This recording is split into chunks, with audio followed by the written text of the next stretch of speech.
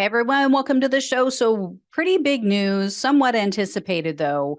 As promised, portions of the special grand jury report were released today regarding the Fulton County District Attorney's investigation into Donald Trump's attempted coup. This is down in Georgia.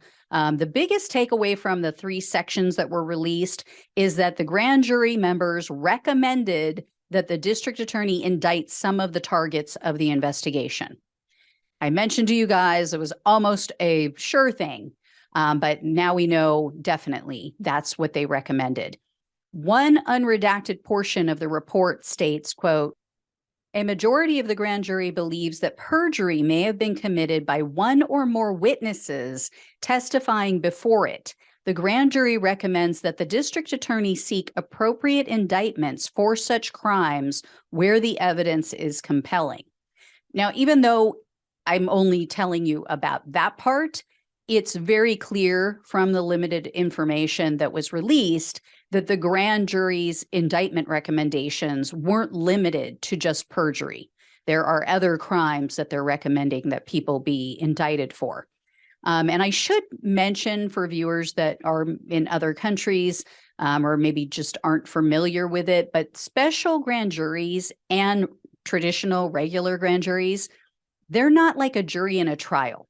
A grand jury doesn't find people guilty or innocent. And unlike in a trial with that jury, not all of the jurors have to agree in order to make a recommendation to the authorities conducting the investigation. That's why that one section said a majority of the grand jury recommended it. It doesn't have to be unanimous like when you're finding someone guilty or innocent. There's also no evidence or witnesses presented by a defense. There is no defense at all in a grand jury. So essentially, it's a way for the prosecutor to lay out the case before a panel of members of the public. And there are more members, by the way, in a grand jury than there are at a regular trial. It's 12, and a grand jury, I think it's like 23 or 24, something like that. But it's just a way for them to gather more evidence that, they can subpoena documents, they can subpoena witnesses to testify, and then they get feedback from the members of the grand jury, from members of the public. And a special grand jury varies from a standard grand jury in that a standard grand jury can issue indictments. A special grand jury just provides recommendations. So the DA is, in this case, is going to have to impanel a grand jury if, like a traditional regular grand jury, if she hasn't already. According to reports, Georgia seats new grand juries every 2 months. And the last grand jury was seated in Georgia at the beginning of January. So if DA Willis didn't already secretly impanel a grand jury at that time, she has to wait until the beginning of March. So it's not too far off. I mean, a couple weeks out.